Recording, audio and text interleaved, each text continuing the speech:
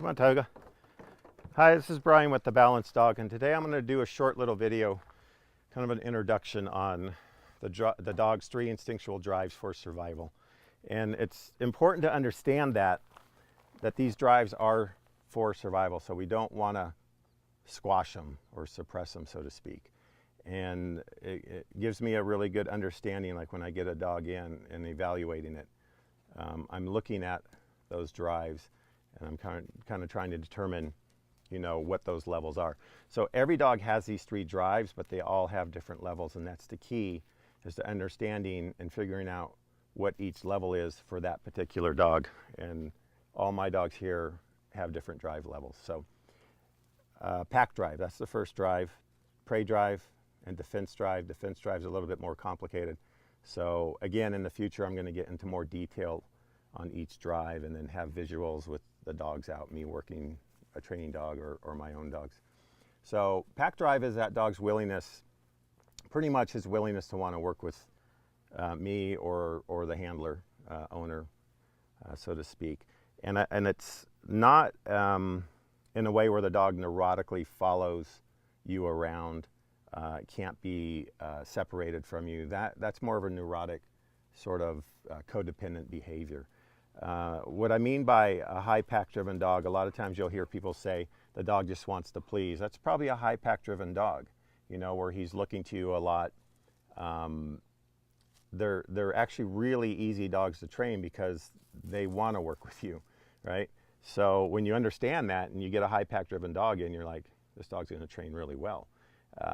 So again, each dog can have different levels in that pack drive. And then we have prey drive, which is pretty obvious. Prey drive is triggered by sight, scent, and sound and movement. And then we have defense drive. And in defense drive, we have the 2 kind of well-known behaviors as flight and fight. And then you also have freeze behavior. So Hoku back here, I don't know if she's on camera, but she was a freeze dog, and extremely challenging dogs are freeze dogs. And I think she's probably the only one I've had in my entire career. Now, you get dogs that shut down, that's far different than freeze, right? Freeze is a conflict. They don't know to go into flight, or they don't know if they should go into fight, right? So the whole goal is to try and move that dog and actually get it to go into flight, and then you work it from there. So, but Hoku was a freeze dog. She's also low defense. Hazel here came in for training, and then we were going to rehome her, and I ended up keeping her because I loved her pack drive. It was so high. And her prey drive's pretty high too, but she's also really low defense, high flight. So it was easier for me because of the pack drive to actually fix her flight behavior, because she wanted to connect with me, but she was just afraid of me in the beginning. Tioga here is a new dog of mine, and he's was from a hoarding situation, so not a lot of exposure to the outside world. So people and noises are kind of his issue. But again, I liked what I saw in the video. He was up with Sherry Lucas, and I liked how he was with the dogs. That was important for me. Him not being very confident around people or in certain situations, I can fix that, and it's going to be easier to fix because his pack drive was really high. So I liked how he is with dogs. He was around a lot of dogs, so that was a appealing sort of point to bringing him in to the pack. And he's fairly new, so we're making some headway. Before I take him into town or into the city, I really have to build up his confidence here first and build up a stronger connection with me, which is going to happen easy and much faster because of the pack drive. Edie, who is she's probably in her trailer. Edie's a very high defense, confident dog, no flight. She's more medium fight behavior, and that doesn't mean she likes to go out and brawl. And again, I'm going to get into more detail on those 2 behaviors, the flight and fight. Flight's pretty easy. You can see it in the dog's body language. He's actually holding himself up pretty good right now, but sometimes you'll see him kind of tuck his butt under, or he lowers his head, if you encroach on him, like over the top and things like that. That's definitely some of your signs of a low defense dog. But Edie, very confident. Her pack drive's probably about medium. Her prey drive's probably about medium as well. So she's a really, really good dog for Tioga to be around because he can learn better social skills with Edie when I'm bringing in dogs that are really unbalanced. So, and then here's Hoku making an appearance.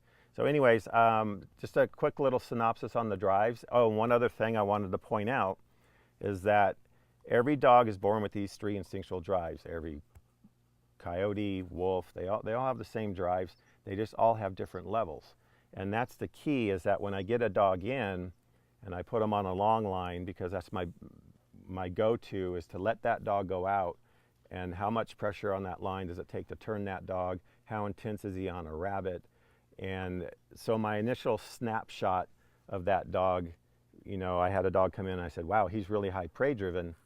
I don't know about his pack drive, but again, these dogs come from the city to the mountain.